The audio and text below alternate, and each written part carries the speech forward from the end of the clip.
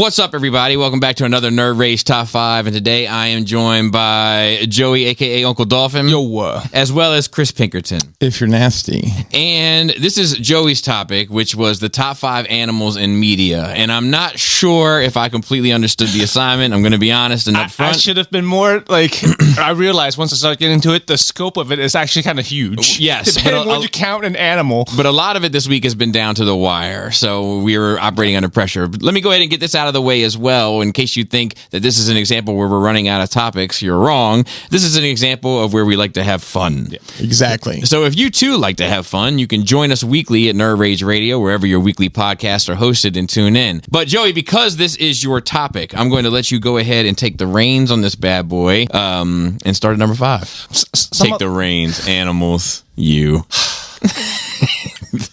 What? And this is when's our week break? It's coming up. Right? It's coming up. Yeah. So this starts off to show you the scope, and there's a lot of these are cheats because there's more than one. So this is 5 of them in number 5. Okay.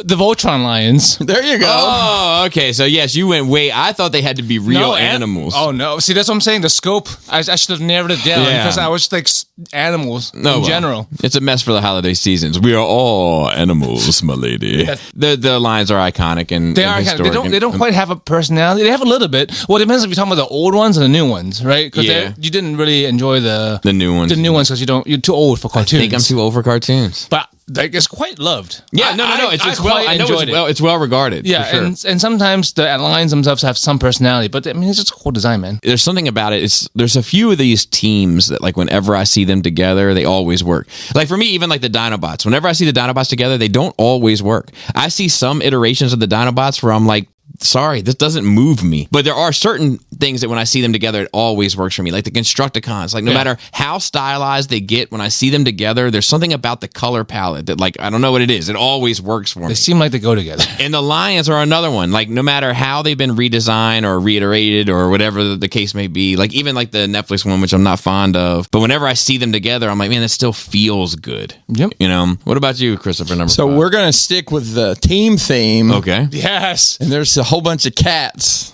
Okay. And they have some thunder. Okay. The Thundercats! Yes! See the scoop! I didn't understand the assignment. He understood the assignment, kind of. Mine's all over the place. Yes, but, you know, you guys are going to think my list is dumb. Aww. Womp womp. So, I mean, they're cats. I guess. They are definitely cats. Well, I guess it's called Lynxo. Right. And the other one is Chitara. They are definitely given cat-like names. And if we go to the wider scope of the universe they're in, we've got, you know, lizard people and monkey people. Yes. So, you know, it's very how do you say it? Anthropomorphic? Yeah, I get. So my number 5 are all of the cats from the movie Roar. I don't know what that is. So I know what that is. 5 is a team theme right here. So I just became aware of it recently, and I'm probably going to mess this up, but there was a movie made in the early to mid 80s called Roar, and it was made by utilizing these folks who had gone and like rescued these wild cats. Oh, I know what you're talking about. Is this Jane Fonda or somebody? Yes. Yes. Dude, that's a wild story. Yeah, and that is a wild story. That's a wild pull too, Bobby. I know it though. Wow. And they shot this movie with like real people interacting with these real jungle cats. Feral cats. And the movie is pretty much an hour and a half of completely interrupted storyline of these animals just the people up. They like, are over just and mauling over people again. Wow. So I respect not only that they're stars in a big movie, but also that they didn't hold back. You know what I mean? I thought Roar did what was, cats do. For some reason, I was thinking of like a DreamWorks animated film of late. I don't know what I'm. And they were still true to themselves. You know, just wanted to eat people the whole time. Man, props to the people who hung around for however long insane. That is. It's an Can insane. you imagine a lion just roaming around your house and you're just like, I'm gonna have to be filmed for this. And you're expected. Let's say the lion was not interested in eating you. Yeah, it was just in the room, and you're expected to perform these lines as if there's not a lion that's capable of eating you in the room. Yes, that's not completely untrained. Yeah. So that's my number 5. You should watch this sometime. Number 4? Number 4 is Ratatouille, the rat. The rat. Yes, an actual animal. Yes, exactly. Like I didn't know what a ratatouille was. Yeah, I didn't either. I know, like, but yeah, the rat's cool. My wife loves that movie. I love the movie too. It gives me feels, man. Yeah, and also it's like a meme. Like people know what you're talking about when you like talking about ratatouille. Yeah, like, guy controlling you. Yeah. Number 4, Christopher. A horse is a horse, of course, but nobody can talk to a horse, of course, unless the horse is the famous Mr. Ed. See, that's where I was more Mr. in line Ed. with. It's not wrong though. Listen, it's all right. let's talk about this. This came out, I think, in the 50s. Yes. And they had a horse chewing on peanut butter to make its mouth move around. It's so, I mean, it's so ridiculous. Like, Why am I so down the list? I would be interested to see like maybe like a modern Saturday Night Live skit of Mr. Ed. For sure. I remember I think early Nickelodeon used to play like they used like Car 54, Where Are You, and then the Beaver and stuff. And Mr. Ed was part of that, and I watched it, you know, as a child and just thought it was ridiculously funny. Of course, my parents got a kick out of watching it. Right, is that their time from growing up or whatever? But, yeah, my grandma and dad loved it too, and I was always like, man, I don't get it. They didn't have much choices. They had like 4 channels. The horse is a horse. Hey, if you have a favorite Mr. Ed episode, drop it in the comments. Is that like the first example of a talking animal? It might be. Because like you love those Instagram videos of voiceover animals. I wonder if is that like a president? My number 4 is, well, I'll just say I'm having a whale of a good time. Oh, Free Willy. Free Willy. You know, That's a 4. Wow. And I'm not even necessarily crazy about the movie. I thought it was fine, but I think it has earned its spot for a couple reasons. For one, the iconic, you know, hand up with the Free Willy jumping over it. Like, it's like right on the money, right? Very much a spoiler, by the way. It was right on the VHS cover. Yeah. That he gets over, so like it's no tension by the time he gets there. Kind of ruined it for us. And number 2 is like simultaneously going on at the same time where the orcas at SeaWorld are like eating the genitals off of the caregivers and like parading their dead bodies around the tanks. Good. Yeah, no, I hear you. It's like someone put them to work on the protest line. You know, but it's like I like extreme juxtaposition. well, you should like look. You should do this, or this will happen. Yeah. Let them jump over the wall. Yeah. Or they'll bite your off. My 5 was a 5er. This 3 is a 3-fer. Okay. Uh-oh. It's Shadow, Chance, and Sassy. Were they Homer bound? Yes, there you go. I knew it was one of those. Yes, Shadow is the old dog that like always gives me feels when he makes it at the end. Obi-Wan. Yeah, and Chance is the Luke. Yeah. And then Sassy, the sassy cat. Oh, that's Leia. a great movie. Yeah, that's true. And they talked. The mouths didn't move, but they talked. No, which is okay. It works just fine. Yeah. Well, Disney didn't think so. That's why they have these talking lions. I know. But I don't think it's. I mean, maybe I don't know. Maybe now it's necessary. I don't. But I still. It doesn't bother me watching those old movies. It's like, of course they don't. See, their mouth is something. They don't have lips. Yeah. But you just buy into that they have animal telepathy or whatever. Yeah. I mean, that movie's a classic. I love that movie. Yeah, for sure. Love it too.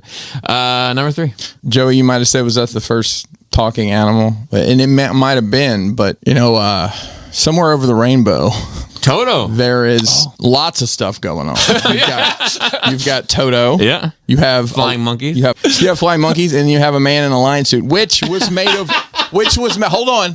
real lion fur. The lion suit was made of real lion fur. They can do that? Well, it was the 1930s, Joey. Yeah. They were eating lead at school, so, you know. And the tables were made out of elephant tusks. My number 3 is King Louie from the Jungle Book, voiced by Christopher Walken. Specifically, of course, when he says man cub for you. Man cub. Man cub. I don't know. It's just like the perfect pairing.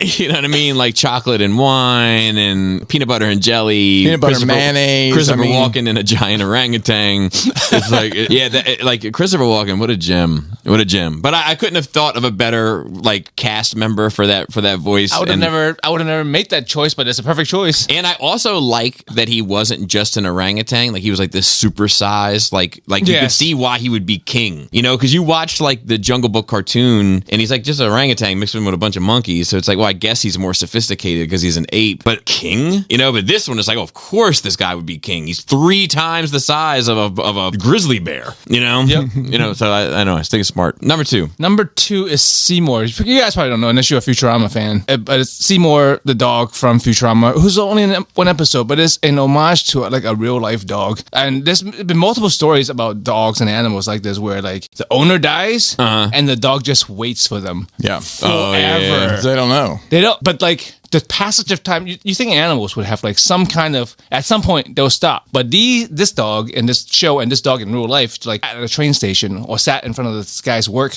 every single day till he died. As much as my cat loves me, I don't think it'll wait. I think if I died, he would just eat me. Pretty much sure. Do you think how long do you think your dog will wait for you if you just left and then come back? So my dog and I have a very complicated relationship. Number two for me is the Roadrunner.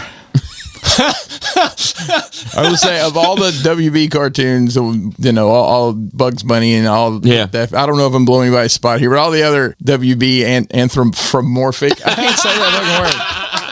I always enjoy the Roadrunner and Coyote cartoons the most. Yeah, me too. Shout out to Acme. Poor Coyote. Getting scammed by Acme. Yeah. Getting scammed. I wonder if he ordered those out of the back of a comic book. I think the Roadrunner has stock in that market. In that company, for sure. That would be the move. Yeah. Yeah. My number two is the Jaws shark. Iconic. Cold-blooded killer. It's pretty good at its job. And then by the fourth one, you realize it has a vendetta against the whole family. Like a personal vendetta where it's going up and down the East Coast trying to find anybody from this bloodline that would put their pinky toe in the fucking water so that they could eat the out of it over what happened to one shark 10 years ago or whatever. And I just think that's awesome. I like that you watched all four. I thought it was three, but there's four apparently. Yep, Jaws the Revenge. And you know the lore. You think Jaws the Revenge would be two? So Jaws the Revenge is the one that establishes the lore. Up until then, it's just a giant shark in each one. Yeah, but I don't think there's a more famous shark. It scared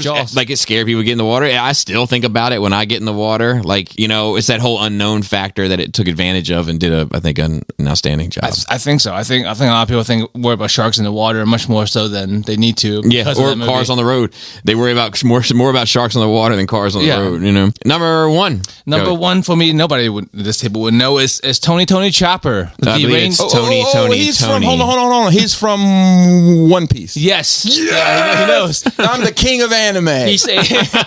He's a reindeer, a normal reindeer who ate a human fruit and became this little reindeer child person. Anthropomorphic. Who was a doctor, a really good doctor with his little hooves. Huh. And he's super cute and I like him. There you go. I like him a lot. He's my favorite. And I've watched him in 1,000 episodes, so I have to like him. There you go. Numero uno. Get the mystery machine ready, boys. Because it's Scooby-Doo time. There's something I didn't think about. That might be the best cartoon dog. I mean, he has to be. Who's a better cartoon dog? So I didn't understand these songs. No. This is good. Yeah, Scooby-Doo's great, right? That whole era, like the Scooby-Doos, the Hanna-Barbera. I mean, even the live-action movies are... I've never seen them. They made them. Yeah. I watched them. My number one is Old Yeller. Yes. It's on my list. I had it on the list. Yes, that's one of the ones on the list. I have a very long list of that's a hell of a bummer. Yeah, that's why I didn't do that one immediately. So the reason why is because I think it's iconic. It's the first movie I watched that was based around an animal, for one. It's the first movie I watched where I got emotionally invested in the animal. Yeah. And it's probably the first movie that ever made me cry. Oh. It was a lot of firsts for me. So with that being said, if you enjoyed that conversation and like to see others like it, please feel free to check out Nerd Rage Radio wherever your weekly or whatever podcasts are hosted for free. And the uncut version of this is on Patreon. Joey, where can they find you? Find me here. Right here on Nerd Rage Radio. And Chris Pinkerton, where can they find you? We're going to pull this banner here. Well, a new logo, by the way. Crashbox Customs all across the fruited plain. 1, 2, 3, go. All right. There you go. You had to send me it. I do. I'm going to do that. Okay, good. I'm going to do it. I'm going to send it. I'm going to send. Anyway, with that, slappy lips. Tasty toenails. Tight trash player.